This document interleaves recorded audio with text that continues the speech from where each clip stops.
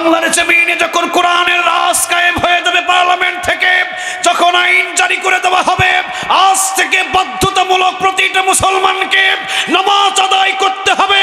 আজানের পরে যদি কেউ দোকান খোলা থাকে 10,000 টাকা জরিমানা। কোন বাপের বেটা আছে দোকান খুলবি? খোল। 24 ঘন্টায় আজানের সাথে সাথে সকল দোকান বন্ধ হয়ে যেতে বাধ্য হবে, ঠিক না বেঠি? কোরআনে যদি বলা হয় নামাজ কায়েম, শুধু ইমাম সাহেবেরা বুঝাবে আর প্রশাসন তোমরা আজানের সময় চতুর্দিকে ঘোরাঘুরি করবা।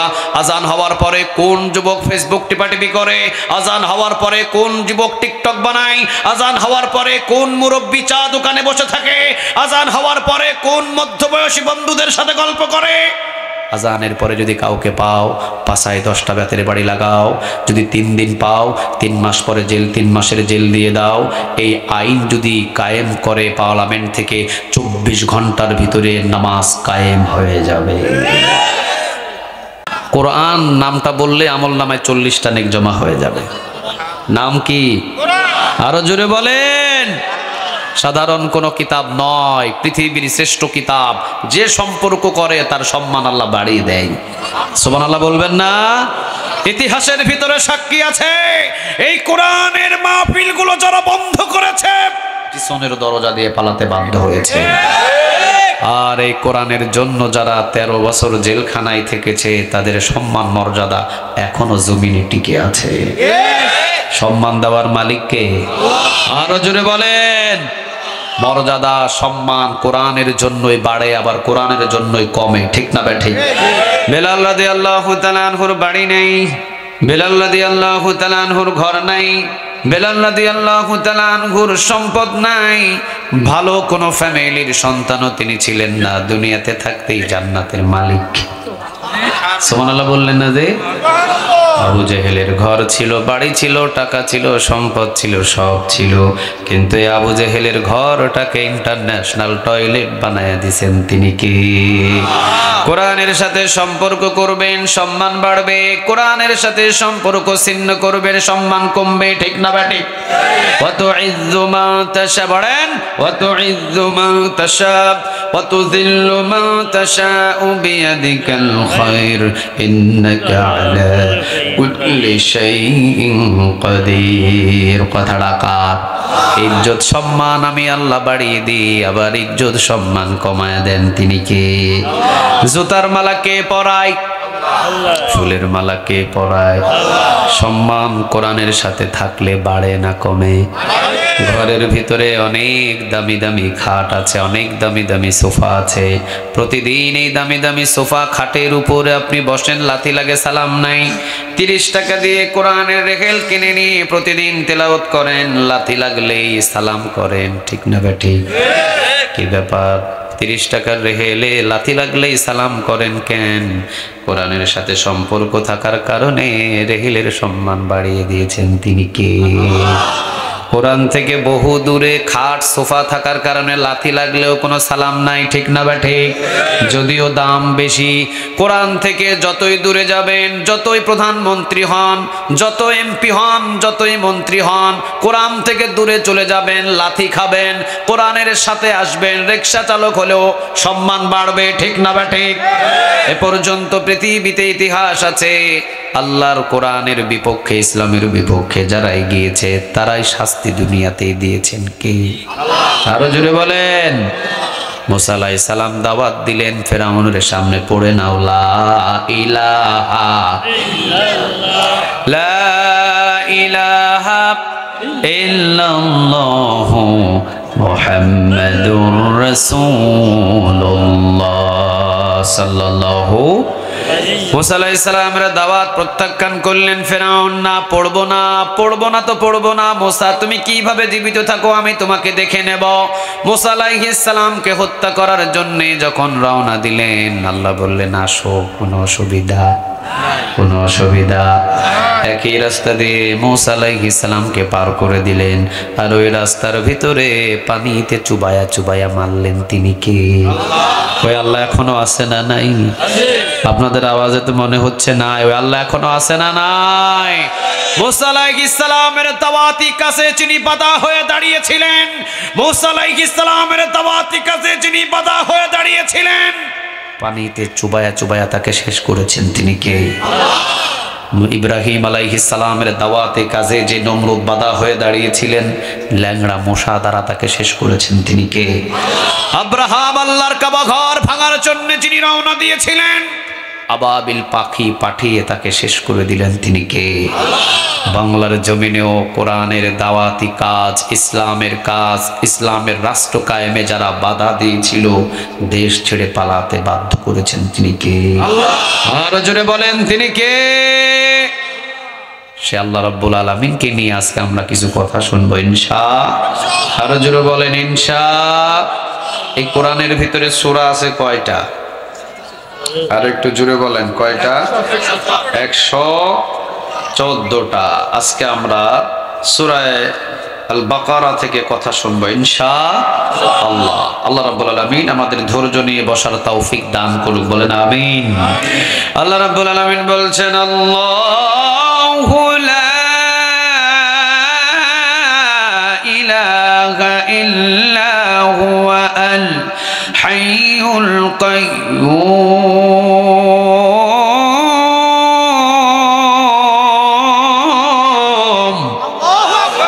আল্লাহু লা, পড়েন, আল্লাহু লা ইলাহা ইল্লা হুয়া আল হাইয়ুল কাইয়্যুম লা তাখুযুহু সিনাতুন ওয়ালা নাওম লাহু মা ফিস সামাওয়াতি ওয়া মা ফিল আরদ মান যাল্লাযী يشفع عنده إلا بإذنه يعلم ما بين أيديهم وما خلفهم ولا يحيطون بشيء من علمه إلا بما شاء وسع كرسيه السماوات والأرض ولا يؤوده حفظهما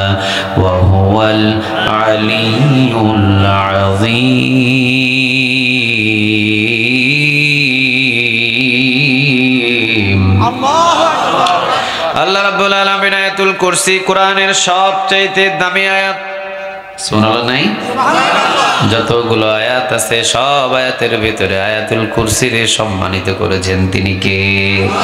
আল্লাহু আকবার বলেন একটু দেখি। মান ক্বারা আয়াতুল কুরসি ফি দুবুরি কুল্লি সালাতিন মাকতুবা লাম ইয়ামনাহু মিন দুখুলিল জান্নাহ ইল্লা আইয়ামুত। চিৎকার দিয়ে বলেন আল্লাহু আকবার।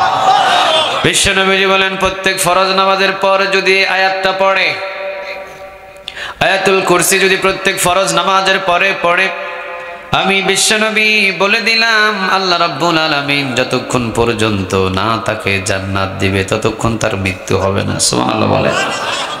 সোজা সে জান্নাতে চলে যায়। সাহাবীরা বললেন, নবী গো, আমরা তো এখনো পর্যন্ত পড়ি প্রতি ফরজ নামাজের পরে, আমরা তো জান্নাতে যাই নাই।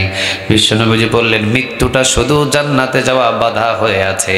প্রত্যেক ফরজ নামাজের পরে যদি আয়াতুল কুরসি আমলটা করে, মৃত্যু হতে দেরি হবে, তাকে জান্নাতে ঢুকাইতে দেরি করবে না। তিনি কে? আমাদের প্রত্যেকের আয়াতুল কুরসিটা জানার দরকার আছে না? একটু আসতে বলেন, আছে না নাই? আল্লাহু লা ইলাহা ইল্লা হুয়া আল হাইয়ুল কাইয়্যুম। আল্লাহু লা ইলাহা ইল্লাহু, আল্লাহ হলেন তিনি যিনি ছাড়া কোনো ইলাহ নাই, যিনি ছাড়া কোনো উপাস্য নাই, যিনি ছাড়া কোনো মাবুদ নাই। তিনি কে? আল্লাহ বলে একটা ডাক দেন তো দেখি, আল্লাহ। কে আল্লাহ? আরো জোরে, আরো জোরে একটু আওয়াজ দিয়ে বলেন দেখি, আল্লাহ। আল্লাহ বলছেন নিজে, আমি সেই আল্লাহ যে আল্লাহ আমি ফেরাউনকে শেষ করেছি। সুবহানাল্লাহ। আমি আল্লাহ সেই আল্লাহ যে আল্লাহ আমি নমরুদকে শেষ করেছি। আমি আল্লাহ সেই আল্লাহ যে আল্লাহ আমি আব্রাহামকে শেষ করেছি। আমি সেই আল্লাহ যে আল্লাহ আমি আবু জেহেল, আবু লাহাব, উতবা, সাইবা, মুগীরাকে শেষ করেছি। ভবিষ্যতেও যদি কোনো জালিম জমিনের ভিতরে জন্ম নেয় তাকেও শেষ করার জন্য সে আল্লাহ আছে না নাই? আসতে বলেন আছে না না? আল্লাহ বলছেন আমি সেই রব যিনি সারা জাহানের মালিক। আলহামদুলিল্লাহি রাব্বিল আলামিন আর রাহমানির রহিম মালিকি ইয়াউমিদ্দিন।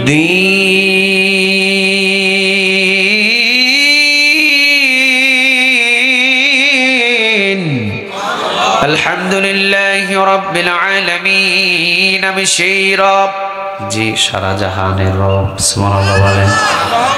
আলহামদুলিল্লাহি রাব্বিল আলামিন, আলম এক বচন, আলামিন বহু বচন। সারা জাহানের রব তিনি কে? আরো জোরে বলেন তিনি কে? আর রহমানির রহিম, তিনি পরম করুণাময়, অতি দয়ালু। মালিক ইয়াউমিদ্দিন, বিচার দিনের মালিক একজন, তিনি কে? আল্লাহ রাব্বুল আলামিনের পরিচয় নেই যদি কথা বলা যায় অনেক সময় পার হয়ে যাবে। আল্লাহ বলছেন আল্লাহু লা ইলাহা ইল্লাহু, আমি এমন রব, আমি এমন ইলাহ, আমি ছাড়া কোনো ইলাহ নাই, আমি ছাড়া কোনো মালিক নাই। কুল হুয়াল্লাহু আহাদ, পড়েন কুল হুয়াল্লাহু আহাদ আল্লাহুস সামাদ লাম ইয়ালিদ ওয়া লাম ইউলাদ ওয়া লাম ইয়াকুল লাহু কুফুয়ান আহাদ। কথাটা কার? কুল হুয়াল্লাহু আহাদ, আল্লাহ অদ্বিতীয়, আল্লাহুস সামাদ, তিনি অমুখাপেক্ষী, লাম ইয়ালিদ, তিনি কাউকে জন্ম দেন নাই, ওয়া লাম ইউলাদ, তাকেও কেউ জন্ম দেন নাই, ওয়া লাম ইয়াকুল লাহু কুফুয়ান আহাদ, তার সমতুল্য আর কেউ হতে পারে? কয়জন তিনি? আরো জোরে বলেন কয়জন? আরো জোরে বলেন কয়জন? আমাদের জন্য একজন আল্লাহ যথেষ্ট, ঠিক না ঠিক? হাজার হাজার লক্ষ লক্ষ কোনো আল্লাহর দরকার?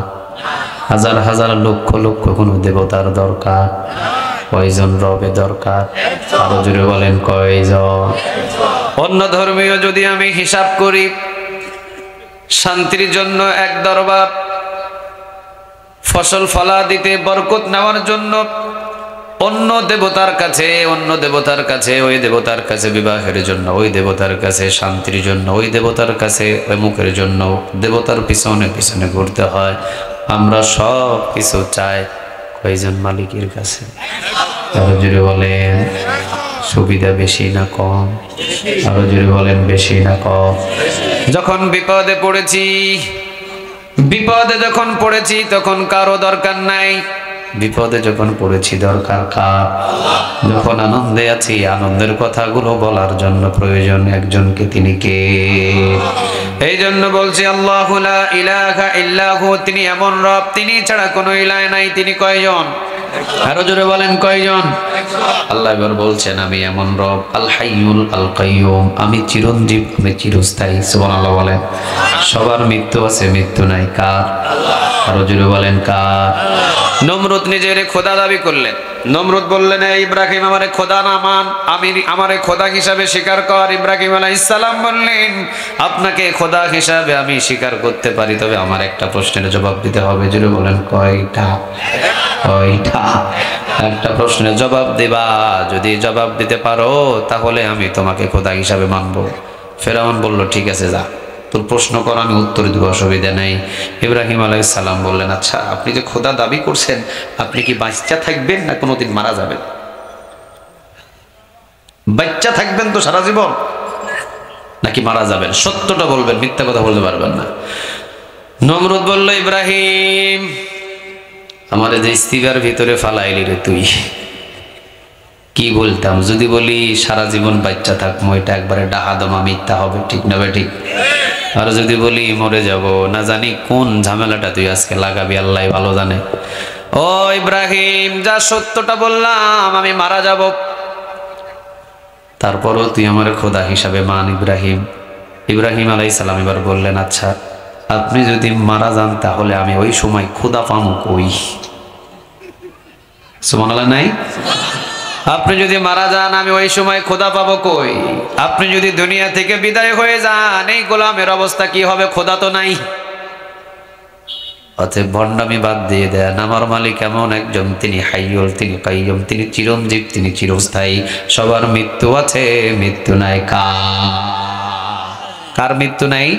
আরো জোরে বলেন কার? আল হাইয়ুল আল কাইয়ুম। আল্লাহ বলছেন চিরঞ্জীব, চিরস্থায়ী আমি আল্লাহ রাব্বুল আলামিন। এই পৃথিবীর ভিতরে যারাই খোদা দাবি করেছে, এই পৃথিবীর ভিতরে আমি আল্লাহর হক যারা পেতে চেয়েছে, একজনকে দেখাও কেউ জীবিত নাই, সবাই চলে গেছে। আছে কে? আরো জোরে বলেন আছে কে? আল্লাহ বলছেন আল হাইয়ুল আল কাইয়ুম, আমি চিরঞ্জীব, আমি চিরস্থায়ী। চিৎকার দিয়ে পড়েন আল্লাহু আকবার। লা তাখুযুহু সিনাতু ওয়ালা নাওম। আল্লাহ বলছেন আমার পরিচয়টা শোনো, আমার ঘুমও নাই, আমার তন্দ্রামিও নাই। সুবহানাল্লাহ বলেন। ঘুম নাই কার?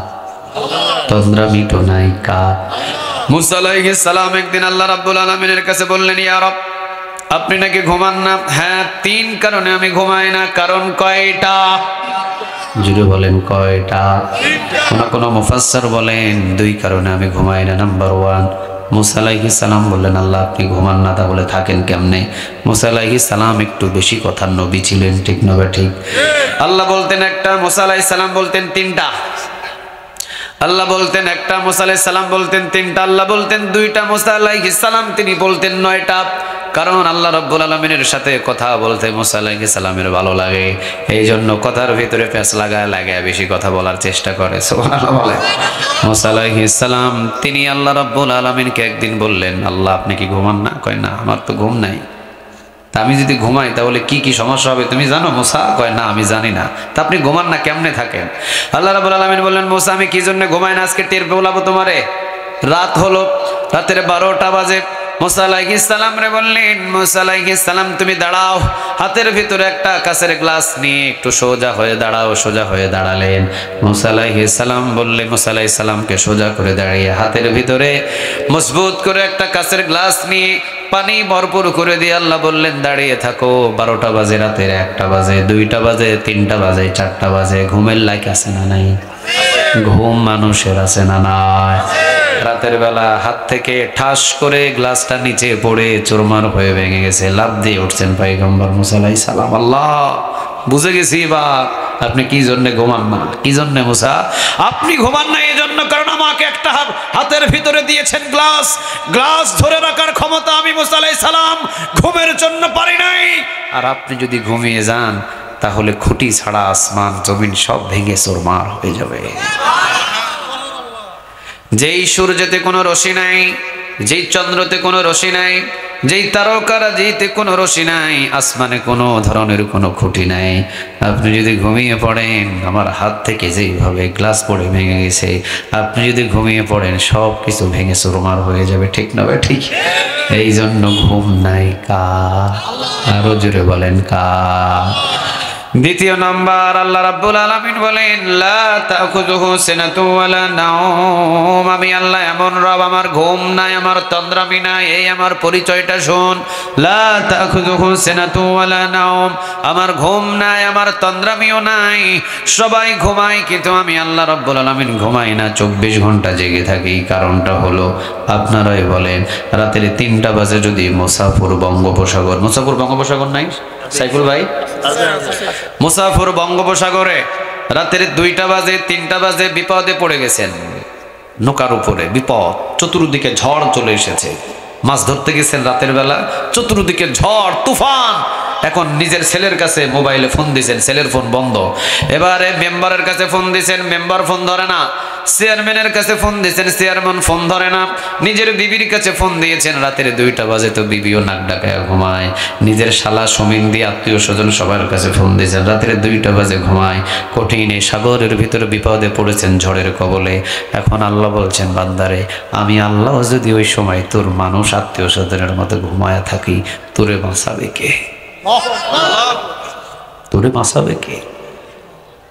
আমি যদি রাতের 2টা বাজে ঘুমিয়ে থাকি, আমি যদি রাতের 2টা বাজে ঘুমিয়ে থাকি, আর তুই যদি সমুদ্রের মাঝখানে হঠাৎ ঝড়ের কবলে পড়ে বিপদে পড়ে যাস, সবাই রে তো তালাশ করলি, কেউ তো ঘুমের জ্বালায় ফোন ধরে নাই। আমি আল্লাহও যদি ঘুমায়া পড়ি, আমার এই নিরপরাধ বান্দাটা যাবে কই? এই জন্য আমি 24 ঘন্টা জাগত থাকি। যখন বিপদে পড়বি শুধু আল্লাহ বলে ডাক দিবি, কাছে যেতে দেরি করব না। এই জন্য ঘুম নাই কার? আরো জোরে বলেন কার? রাতের 3টা বাজে নিজের বিবির পেটের ব্যথা শুরু হয়েছে। রাতের কয়টা? আরো জোরে বলেন কয়টা? রাতের 3টা বাজে নিজের বিবির পেটের ব্যথা শুরু হয়েছে, ডেলিভারি হবে হবে ভাব। যায় নামাজটা বিছায়া আপনি যখন চাইতে যাবেন, তখন আপনি বুঝতেছেন কি রে, রাতের 3টা বাজে, আমার আল্লাহ তো এখন ঘুমায়, এখন ডাকলে তো আল্লাহ শুনতে পাবে না। যাক, ওইদিকে সকালবেলা আমার আল্লাহর ঘুম ভাঙলে আমি আল্লাহকে ডাকা শুরু করব। কিন্তু ডাকার দরকার এবং আল্লাহর সহযোগিতা দরকার রাতের 3টা বাজে, ঠিক না বা ঠিক? ওই সময় যদি মালিক ঘুমায় তাহলে বান্দাদের বিপদ বেশি না কম? আল্লাহ বলে অসুবিধা নাই, রাতের 3টা নয়, রাতের 4টা নয়, রাতের 5টা নয়, রাতের 1টা নয়, যেই টাইমে বান্দা তুমি বিপদে পড়বা ওই টাইমে শুধু তুমি আমার কাছে হাত তুলতে দেরি হবে। তোমার হাতটাকে ভরপুর করে দিতে দেরি করবেন না তিনি কে? কারণ সারা রাত সারা দিন জেগে থাকেন কে? লা তাখুযুহু সিনাতুন ওয়ালা নাওম।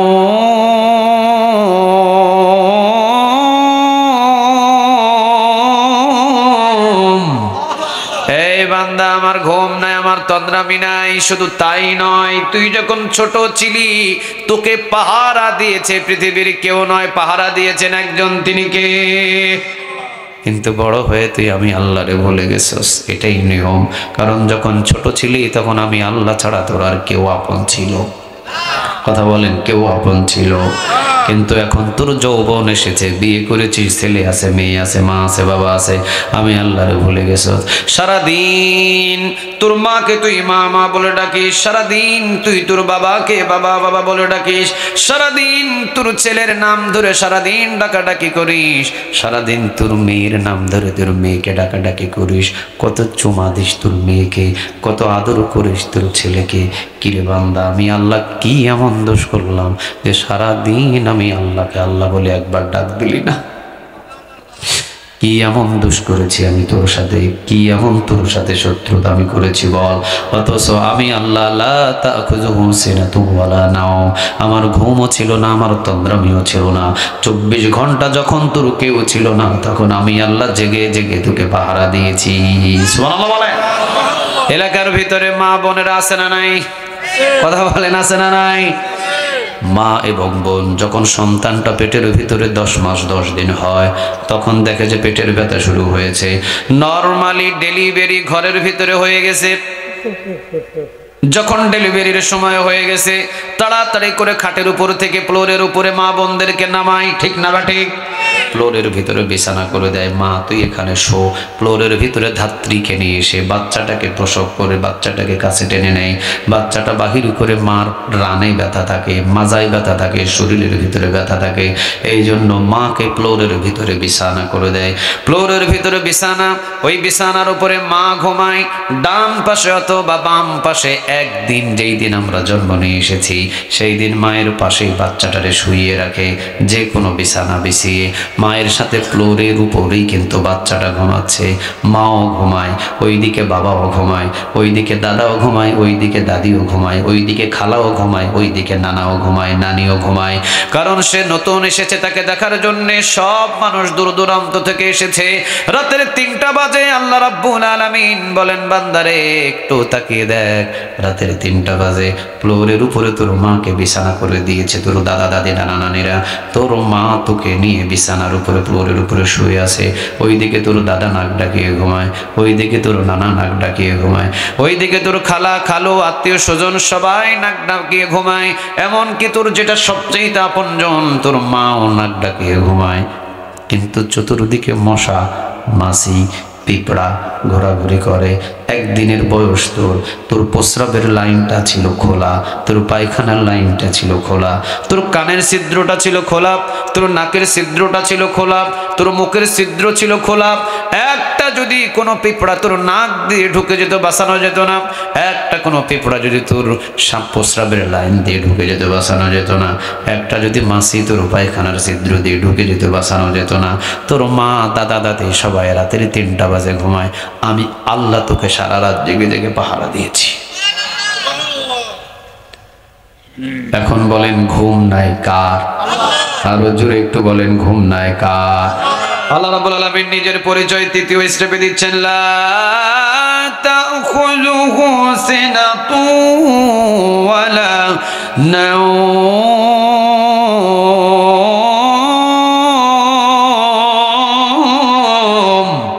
লা তাখুযুহু সিনাতু ওয়ালা নাওম। ঘুম নাই কার?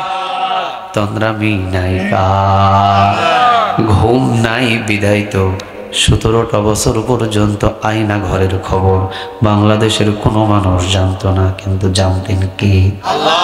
আরো জোরে বলেন কে? ওই আয়না ঘরে রাতের অন্ধকারে কি হয়েছে, কাকে ক্রসফায়ার দিয়ে শেষ করে দেওয়া হয়েছে, কার সাথে কতটা জালিয়াতি হয়েছে, পুরা বাংলাদেশের 18 কোটি মানুষ জানতো না, তো জানতেন তিনি কে? আর একটু জোরে বলেন কে? তাহলে ঘুম নাই তন্দ্রামি নাই কার? আপনি নেক আমল করেন সেটার খবরও তিনি জানেন, আপনি যদি কোনো গুনাহ করেন সেটার খবরও তিনি জানেন, তিনি কে? ফামান ইয়ামাল মিসকালা যাররাতিন খায়রান ইয়ারা ওয়া মান ইয়ামাল মিসকালা যাররাতিন শাররান ইয়ারা। কথাটা কার? যারা পরিমাণ যদি নেক আমল থাকে ওইটাও হাজির করবে তিনি কে? যারা পরিমাণ যদি কোনো গুনাহ থাকে ওইটারেও হাজির করবেন তিনি কে? তাহলে আল্লাহর আরেকটা পরিচয় পেলাম, আল্লাহর ঘুম নাই তন্দ্রামিও নাই, ঘুম নাই আরেকটা কি নাই? কি নাই? কি নাই? তন্দ্রামি। তন্দ্রামি বুঝেন? মাঝে মাঝে ঘুমাই, মাঝে মাঝে জাগন। মসজিদে গেলে আমাদের তন্দ্রামি আছে না নাই? দেখবেন মসজিদে গেলে তন্দ্রামি তন্দ্রামি এরকম ভাবে বসতে বসতে ঢুকুর করে ঘুমায় আবার জাগে, এটারে কি বলে? তন্দ্রামি। এটারে কি বলে? তন্দ্রামি। আল্লাহর তন্দ্রামিও নাই, ঘুম তো নাই। সুবহানাল্লাহ বলবেন না? আল্লাহ রাব্বুল আলামিন এবার কঠিন ভাবে বলছেন, এই বান্দা কান খাড়া করে খরগোশের মতো খাড়া করে, এটাই আমার মেইন পয়েন্ট, লাহু মা ফিস সামাওয়াতি ওয়া মা ফিল আরদ, আসমান এবং জমিনে যা কিছু আছে সব কিছুর মালিকানা কার? আর জোরে আওয়াজ দিয়ে বলতে হবে, লাহু মা ফিস সামাওয়াতি ওয়া মা ফিল আরদ, আসমান এবং জমিনে যা কিছু আছে সব কিছুর মালিক পৃথিবীর কেউ নাই, সব কিছুর মালিক একজন, তিনি কে? আরো জোরে বলেন তিনি কে? আল্লাহ বলছেন, লাহু মা ফিস সামাওয়াতি ওয়া মা ফিল আরদ, আসমান এবং জমিনে যা কিছু আছে সব কিছুর মালিক আমি আল্লাহ। অতএব আমার জমিনের ভিতরে, আমার আসমানের ভিতরে পৃথিবীর কারো মানুষের বানানো কোনো আইন চলতে পারে না। জমিন এবং আসমানের মালিক যেহেতু তিনি, আইনও চলবে তা, ঠিক না? ঠিক। আমার আর আপনার ব্যক্তিগত আইন চালানোর এই জায়গায় কোনো অধিকার? আরো জোরে বলেন, কোনো অধিকার? আল্লাহ বলছেন, লাহু মা ফিস সামাওয়াতি ওয়া মা ফিল আরদ, সাবধান হয়ে যাও, আসমান এবং জমিনের সবকিছুর মালিক আমি আল্লাহ। ফেরাউন বুঝে নাই, পানিতে ডুবায়া মারছি। নমরুদ বুঝে নাই, ল্যাংড়া মশা দিয়া খতম করে দিয়েছি। আব্রাহাম বুঝে নাই, আবাবিল পাখি দ্বারা শেষ করে দিয়েছি। আবু জেহেল বুঝে নাই, বুকের ভিতরে বল্লম ঢোকায়া শেষ করে দিয়েছি। আমার জমিন আমার আসমানে যদি পৃথিবীর কারো বাবার মেয়ে রাজত্ব করতে আসে, আমিও তাকে জমিনে টিকতে দিব না। কার কথা? আর জোরে বলেন কার? লাহু মা ফিস সামাওয়াতি ওয়া মা ফিল আরদ, আল্লাহ বলছেন আসমানও আমার, জমিনও আমার। আসমানে যা আছে সবকিছু আমার, জমিনে যা কিছু আছে সবকিছু তোমার হয় কেমনে? কথা কন না কেন? ওই সূর্য কার? অনেকে চিন্তা করতেছে, হুজুর কোন পয়েন্টে কথা ধরল রে? হুজুর তো রাজনীতির দিকে চলে যাইতেছে মনে হয়। রাজনীতি নয়, কোরআনে যা আছে সব রাজনীতি, ঠিক না? ঠিক। ওমর রাদিয়াল্লাহু তাআলা আনহু দেশ চালাই নাই, ওসমান রাদিয়াল্লাহু তাআলা আনহু দেশ চালায় নাই, বিশ্বনবীজি দেশ চালায় নাই। আমাদের বাংলাদেশও যারাই ক্ষমতায় যাক তারা কোরআন দিয়ে দেশ চালাক, ঠিক না বেঠিক? কোনো আপত্তি? কথা বলেন, কোনো আপত্তি? যে ক্ষমতায় যাক অসুবিধা নাই, কারণ জমিন যেহেতু তার, আইনটাও চলতে হবে তা, ঠিক না বেঠিক? জমিন যেহেতু আমি সৃষ্টি করেছি, এই জমিনে আমার আল্লাহর আইনি বাস্তবায়ন হবে, ঠিক না বেঠিক? কোনো মানুষের বানানো আইন বাস্তবায়ন হতে পারে? করতে পারবে কিন্তু বেশি দিন টিকতে পারবে না। করতে পারবে কিন্তু বেশি দিন টিকতে পারবে না। অতএব যে ক্ষমতায় যাক অসুবিধা নাই, আইন চাই কিসের? আইন চাই কিসের? কোরআনের। কোরআন দিয়ে যদি দেশ চলে, শান্তি কম হবে না বেশি হবে? আরো জোরে বলেন, কম হবে না বেশি হবে? আল্লাহ যেহেতু বলছেন লাহু মা ফিস সামাওয়াতি ওয়া মা ফিল আরদ, আল্লাহ আসমানের কথাও বললেন, জমিনের কথাও বললেন। লাহু মা ফিস সামাওয়াতি ওয়া মা ফিল আরদ, আসমান এবং জমিনের ভিতরে যা কিছু আছে সবকিছুর মালিক যেহেতু আমি, আসমানে যদি আমার হুকুম চলে, জমিনে আমার হুকুম চালাতে অসুবিধা কোথায়? অসুবিধা ওই জায়গায়, জমিনে আল্লাহর কোরআনের হুকুম চললে বোতল খাওয়া যায় না।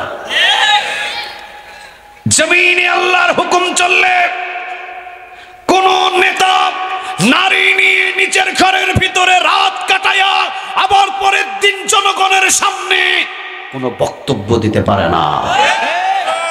কোরআনের আইন যদি চলে তাহলে নেতার ঘরে মদের বোতল খুঁজে পাওয়া যায় না।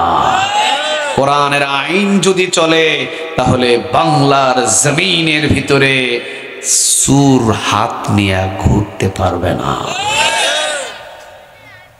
এই জন্যই আসমানে আল্লাহর হুকুম চলুক, জমিনে আল্লাহর হুকুম চলতে দেওয়া যাবে না। এই জন্য কিছু মানুষের কূটনীতি আছে না নাই?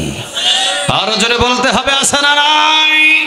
আল্লাহ নিজেই বলছেন ইনিল হুকমু ইল্লা লিল্লাহ, সৃষ্টি যার আইন চলবে তার। এ যাবত আমার কোরআনের রাজ কায়েমে ইসলামে চড়াই বাধা হয়ে দাঁড়িয়েছে, তাদেরকে আমি ছোট ছোট আযাব দিয়ে শেষ করে দিয়েছি। কে বলছেন? আরো জোরে বলেন, কে বলছেন? আপনাদের এলাকায় বাড়ির পানিতে ডুবে মারা যায় ছোট মানুষ না বড় মানুষ? ছোট মানুষ না বড় মানুষ? ফেরাউন ছোট না বড়? তেহেরের পানি ডুবে আমার লোকে, ছোট মানুষ পানিতে ডুবে মারা যাবে এটা স্বাভাবিক। বড় মানুষ পানিতে ডুবে মারলো, কে মারলেন? সারা পৃথিবীটাকে যে শাসন করলেন নমরুদ, এরে মারার জন্য মশা কয়টা পাঠালো? কথা কয় না কয়টা? অসংখ্য মশার ভিতরে মাথার ভিতরে ঢুকালেন কয়টা? আব্রাহামকে শেষ করে দেওয়ার জন্য আবাবিল পাখি পাঠালেন, ছোট ছোট না বড় বড়? কথা বলেন, ছোট ছোট না বড় বড়? মুফাসসিরিনে কেরাম বলছেন এই পৃথিবীর ভিতরে যারা আল্লাহর জমিনের উপরে আল্লাহর হুকুম বাস্তবায়ন করতে গিয়ে যারা বাধা হয়ে দাঁড়িয়েছে, আল্লাহ তাদেরকে ছোট ছোট আযাব দিয়ে শেষ করে দিয়েছেন, ঠিক না বেঠিক? এখনো পর্যন্ত বাংলার জমিনের 17টা বছর যারা ক্ষমতায় ছিলেন, আল্লাহ আবাবিল পাখি পাঠান নাই, আল্লাহ কখনো মশা পাঠায় নাই, আল্লাহ পানিও পাঠায় নাই।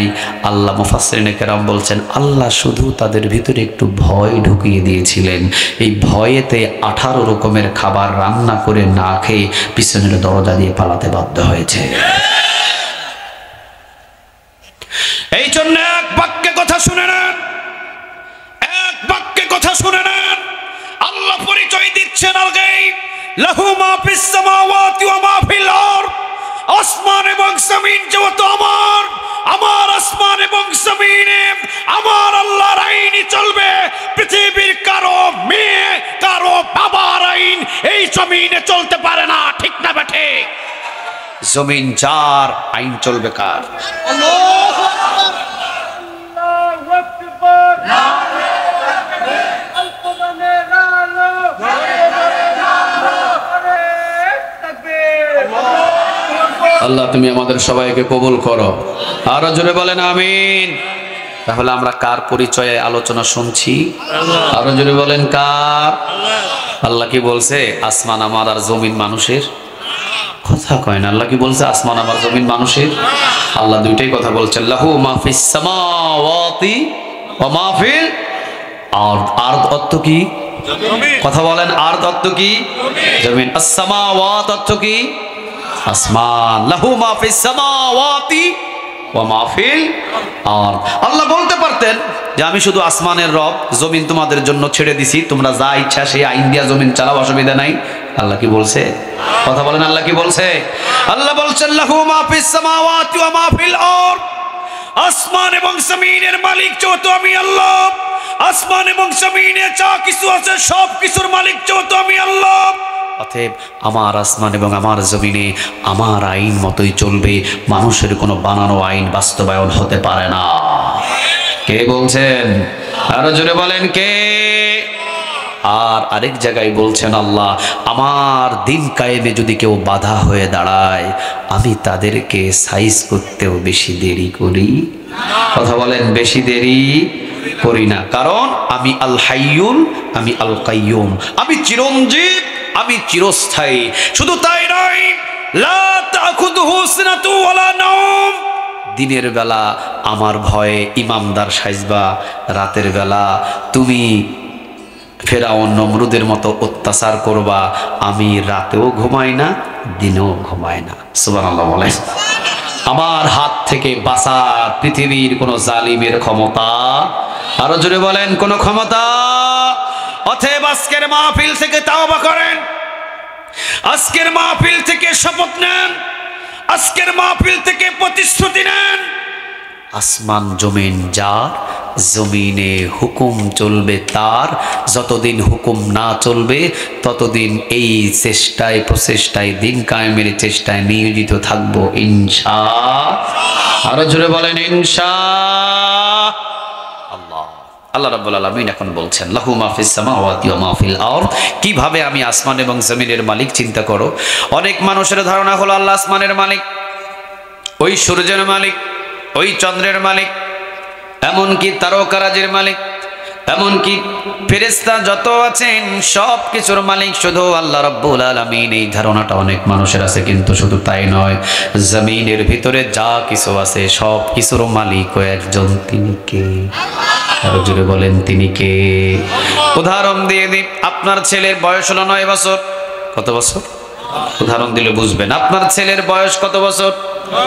9 বছর। পেটের ভিতরে হঠাৎ ব্যথা, নিয়ে গেলেন ফেনী শহরে, না ডাক্তার বলতেছেন হবে না, নিয়ে গেলেন টানে ঢাকা শহরের ভিতরে ইবনে সিনাতে অথবা পপুলারে অথবা ইবনে সিনাতে। ডাক্তারের সামনে নিয়ে যেতে আপনি দেখলেন যে ডাক্তার বলতেছে অনেক দেরি করে ফেলেছেন, ছেলেটা তো এখন থেকে 1 ঘন্টা আগেই মারা গেছে, ছেলেটা তো এখন থেকে 1 ঘন্টা আগেই মারা গেছে। যান, বাবার আত্মনাদ, মায়ের আত্মনাদ, কান্নার রোল পড়ে গেছে পুরা গ্রামের ভিতরে। 15 বছর পর যাদেরকে একটা ছেলে দিয়েছিলেন, 9 বছর বয়স আবার আল্লাহ নিয়ে চলে গেলেন। কষ্টটা বেশি না কম? আর একটু জোরে বলেন, বেশি না কম? আপনারা বলেন, 15 বছর পর বাচ্চা পেয়েছিলেন, 9 বছর পর নিয়ে চলে গেলেন, আনা এবং নেওয়ার দায়িত্বটা কার ছিল? সবাই বলেন কার? 15 বছর পর্যন্ত সন্তান পায় নাই, কেউ দিতেও পারে নাই, কোনো প্রধানমন্ত্রীও পারে নাই, কোনো ডোনাল্ড ট্রাম্প পেট্রোল পাম্প কেউই দিতে পারে নাই, ঠিক না বে ঠিক? 15 বছর পর এই সন্তানটা মা এবং বাবার কাছে 9 বছরের শিশুটাকে উঠাইয়া দিয়েছিলেন, তিনি কে? 9 বছর পরে পেটের ব্যথা দিয়ে ইবনে সিনা অথবা পপুলার হসপিটালে গিয়ে আবার দুনিয়া থেকে নিয়ে চলে গেলেন, তিনি কে? উদাহরণ দিতে গিয়ে আমি আপনাদেরকে বললাম, শোনেন, এই 9 বছরের বাচ্চা 15 বছর পর বাবা এবং মায়ের কাছে এসেছে দুনিয়াতে।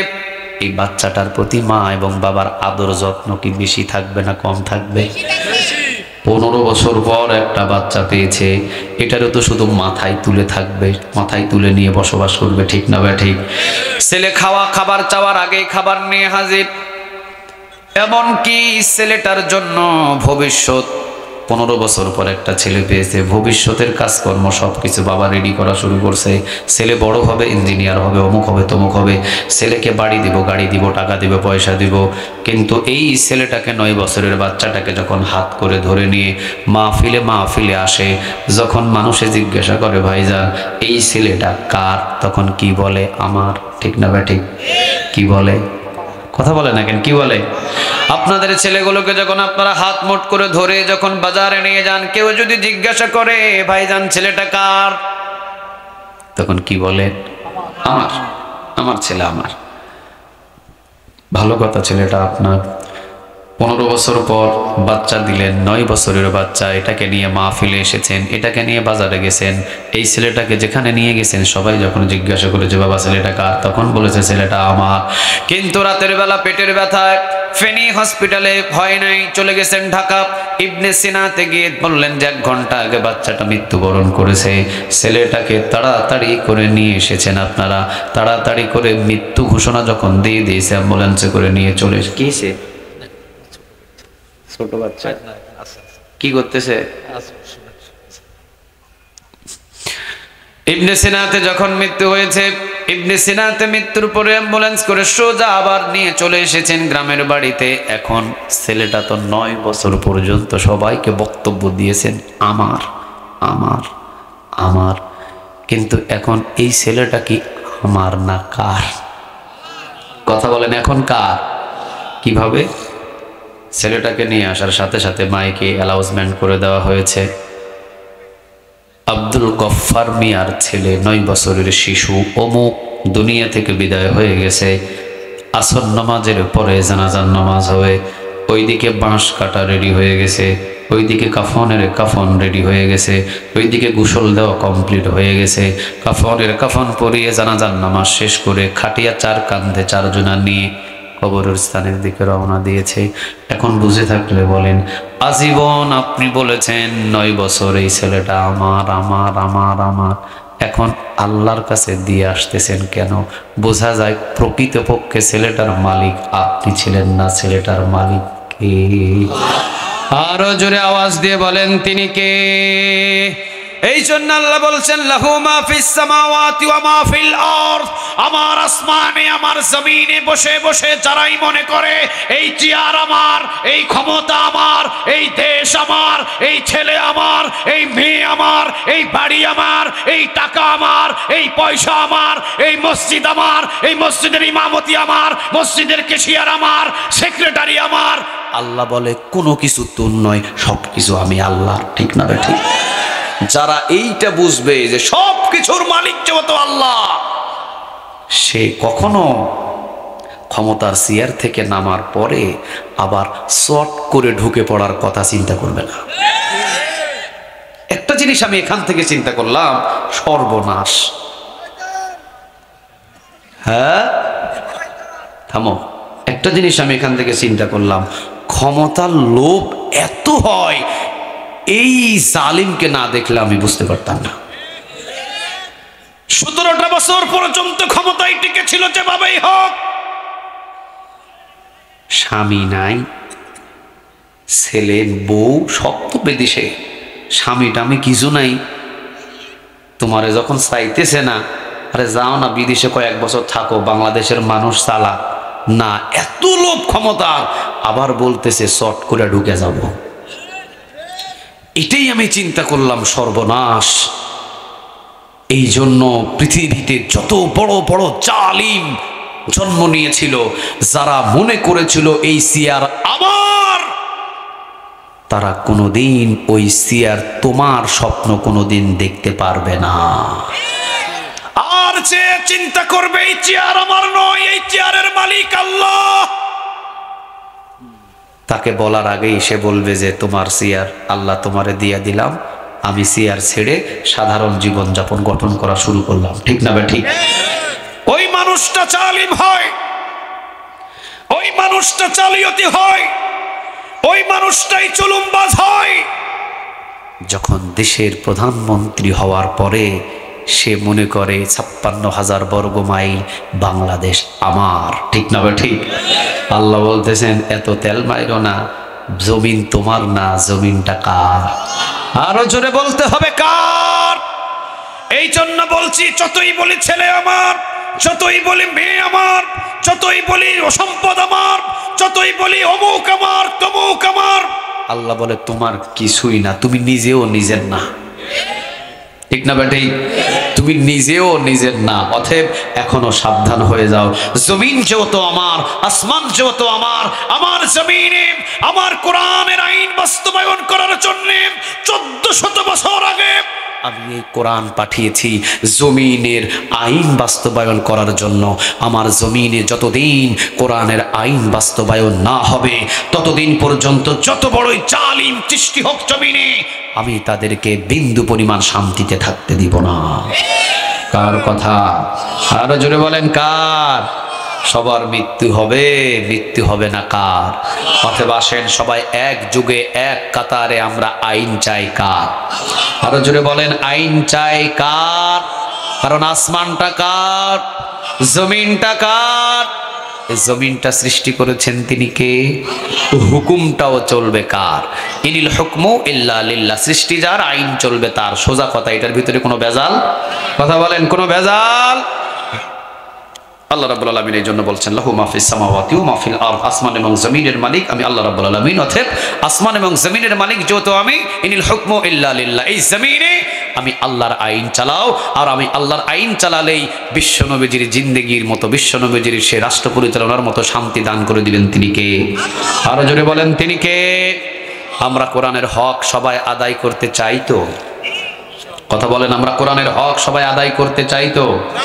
মসজিদে, মাদ্রাসায় মৃত মানুষ মারা গেলে খতম পড়ে কোরআনের মাহফিলে এসে বসে কোরআনের যদি 16 আনা হক আদায় করতে চান তাহলে তারাবির নামাজের সময় যেইভাবে খতম তারাবি পড়ে হক আদায় করেন, তো যদি কোরআনের হক আদায় করতে চান তাহলে 5 ওয়াক্ত নামাজে তেলাওয়াত করে যেইভাবে কোরআনের হক আদায় করেন, যদি কোরআনের হকই আদায় করতে চান তাহলে প্রতিদিন তেলাওয়াত করে যেইভাবে হক আদায় করেন, যদি কোরআনের হকই আদায় করতে চান তাহলে একজন মানুষ মৃত্যুবরণ করলে তার পাশে খতম পড়িয়ে হক আদায় করেন, যদি হকই আদায় করতে চান তাহলে কোরআনের তাফসীর মাহফিলে এসে কোরআন শুনে হক আদায় করেন, যদি হকই আদায় করতে চান তাহলে কোরআন পার্লামেন্টে নিয়ে দেশ কোরআন দিয়ে চালায়া এই হক আদায় করতে হবে। ও সুযোগগুলা সহজগুলা মানবেন, কঠিনগুলা মানবেন না, তাই না? হ্যাঁ, কোরআনের হক যদি 16 আনা আদায় করেন, 1 আনা যদি বাদ দেন আপনি কাফের হয়ে যাবেন। ঠিক না বে ঠিক? ওযু ভাঙার জন্য আপনাদের এলাকায় পেশাব করা লাগে কয়বার? পেশাব করে না নাকি সাইফুল ভাই? পেশাব করে ওযু করে না?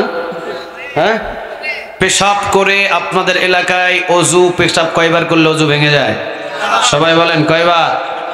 একবার পেশাব করলে যদি ওযু ভেঙে যায়, কোরআনের 6666টা আয়াত অমান্য করে কাফের হওয়া লাগে না, একটা আয়াত অমান্য করলে কাফের হয়ে যায়। কার কথা? আরো জোরে বলেন কার?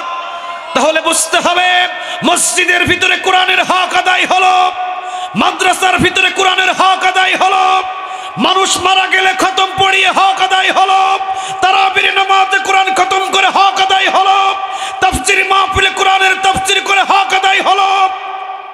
একটা এখনো বাকি আছে, ঠিক না ভাই? ঠিক। ওই হক না আদায় করা পর্যন্ত আমরা কখনো ময়দান ছাড়বো? কথা বলেন, ময়দান ছাড়বো? কোরআন দিয়ে দেশ চলুক, শান্তি অটোমেটিক দান করবেন তিনি কে? আরো জোরে বলেন তিনি কে? 50 বছর মসজিদে ওয়াজ করে মুসল্লি নাই। আল্লাহ বলেছেন আরহামু উম্মতি বি উম্মতি আবু বকর ওয়া আশাদহুম ফি আমরিল্লাহি উমর। ও নবী, আপনি জানিয়ে দেন আপনার এই দুইজন সাহাবী সম্পর্কে। আরহামু উম্মতি বি উম্মতি আবু বকর, বিশ্বনবীজি বলতেন আমার নরম মনের সাহাবী আবু বকর, ওয়া আশাদহুম ফি আমরিল্লাহি উমর, আর আমার গরম মনের সাহাবী হলেন ওমর। নরম আর গরম এই দুই সাহাবীর সমন্বয়ে কালিমার পতাকা পতপত করে উড়িয়ে দিয়েছেন তিনি কে? বিশ্বনবীজি এটাই বুঝালেন শুধু নরম থাকলে হবে না, মাঝে মাঝে গরম থাকার দরকার আছে না নাই? বিশ্বনবী যিনি বলতেন আমি মাক্কি জীবনে ছিলাম নরম, মাদানী জীবনে আমি নরম না গরম? বিশ্বনবী যিনি নরম এবং গরমের সমন্বয়ে কালেমার পতাকা উড়িয়ে দিলেন তিনি কে? আল্লাহ বলছেন আমার জমিনের ভিতরে যখন আমার কোরআনের আইন বাস্তবায়ন হয়ে যাবে তখন মসজিদে মসজিদে তেল মেখে মেখে ওয়াজ করে নামাজে আনার কোনো দরকার নাই। যে ওয়াজ শুনে নামাজি হবে তার নসিবটা বড় ভালো। ওয়াজ শুনে যদি নামাজি না হয় উমরের মতো মাঠ দিয়া নামাজ পড়াতে হবে। যদি বুঝায়া চাকাত দেয় বহু ভালো, আর যদি বুঝাইয়া জাকাত না দেয়, মায়ের দিয়া জাকাত আদায় করে নেওয়া হবে। কথা কন না কেন? হ্যাঁ, এটাই হলো কোরআনের আইন। কোরআন যদি একবার পার্লামেন্টে চলে যায়, কোরআন দিয়ে যদি দেশ চলে, 50 বছর ওয়াজ করে মসজিদে মুসল্লি পাওয়া যায় না, মানে 24 ঘন্টার ভিতরে মসজিদে মুসল্লি জুমার দিনের মতো হয়ে যাবে। ঠিক না ঠিক? শুধু আইনটা লাগবে কার? আরো জোরে বলেন কার? কায়েম করুন নামাজ, কায়েম। শুধু বুঝায়া বুঝায়া কায়েম হয় না, কায়েমের ভিতরে মায়েরও দরকার আছে না নাই? যশোরে মাহফিল করতে গিয়েছি, 50তম মাহফিল। মাগরিব নামাজের সময় 7 জন খালি মুসল্লি। কয়জন? কথা বলে না, কয়জন? 50 বছর পর্যন্ত মাহফিল চলতেছে, 7 জন মুসল্লি। আমি চিন্তা করলাম 50 বছর পর্যন্ত এখানে মাহফিলে কি আলোচনা হলো যে 7 জন মাত্র মুসল্লি। আমি বললাম কোরআন যদি একবার পার্লামেন্টে চলে যায় আর কোরআন দিয়ে যদি দেশ চলে, তাহলে বুঝায়া বুঝায়া মাহফিলে নামাজে বানানোর দরকার নাই। আজান হবে, প্রশাসন প্যাপু প্যাপু করে গাড়ি নিয়ে বাহির হবে, নামাজ না পড়লে টান টান করে পাছা লাল করে দিবে, দৌড়াবে শুধু ওযু ছাড়া নামাজের দিকে। কায়েম করতে 50 বছর লাগে না, 50 মিনিটে বাংলাদেশে নামাজ কায়েম হয়ে যাবে। ঠিক না ঠিক? করোনা ভাইরাসের সময় দেখেছেন, করোনা ভাইরাসের সময় দেখেছেন, মুখে যদি মাস্ক না থাকে পাছা লাল করে দিছে। বাজারে যাওয়ার সময় লুঙ্গি ছাড়া পড়ছে, সোয়েটার ছাড়া পড়ছে, মাফলার ছাড়া পড়ছে, টুপি ছাড়া পড়ছে, চশমা ছাড়া পড়ছে, মানি ব্যাগ ছাড়া পড়ছে, জুতা ছাড়া পড়ছে। কি ছাড়া পড়ে নাই? কি ছাড়া পড়ে নাই? কারণ মাস্ক ছাড়া বাজারে গেলে পাছা লাল করে দেবে, এই জন্য মাস্ক ছাড়া বাজারে যায় নাই। বাংলার জমিনে যখন কোরআনের রাজ কায়েম হয়ে যাবে পার্লামেন্ট থেকে, যখন আইন জারি করে দেওয়া হবে, আজ থেকে বাধ্যতামূলক প্রতিটা মুসলমানকে নামাজ আদায় করতে হবে। আজানের পরে যদি কেউ দোকান খোলা থাকে 10,000 টাকা জরিমানা। কোন বাপের বেটা আছে দোকান খুলবি? খোল। 24 ঘন্টায় আজানের সাথে সাথে সকল দোকান বন্ধ হয়ে যেতে বাধ্য হবে। ঠিক না ঠিক? কোরআনে যদি বলা হয় নামাজ কায়েম, শুধু ইমাম সাহেবরা বুঝাবে আর প্রশাসন তোমরা আজানের সময় চতুর্দিকে ঘোরাঘুরি করবা। আজান হওয়ার পরে কোন যুবক ফেসবুক টিপাটিপি করে, আজান হওয়ার পরে কোন যুবক টিকটক বানায়, আজান হওয়ার পরে কোন মুরব্বি চা দোকানে বসে থাকে, আজান হওয়ার পরে কোন মধ্যবয়সী বন্ধুদের সাথে গল্প করে। আজানের পরে যদি কাউকে পাও, পাছায় 10টা বেতের বাড়ি লাগাও। যদি 3 দিন পাও, 3 মাস পরে জেল, 3 মাসের জেল দিয়ে দাও। এই আইন যদি কায়েম করে পার্লামেন্ট থেকে, 24 ঘন্টার ভিতরে নামাজ কায়েম হয়ে যাবে।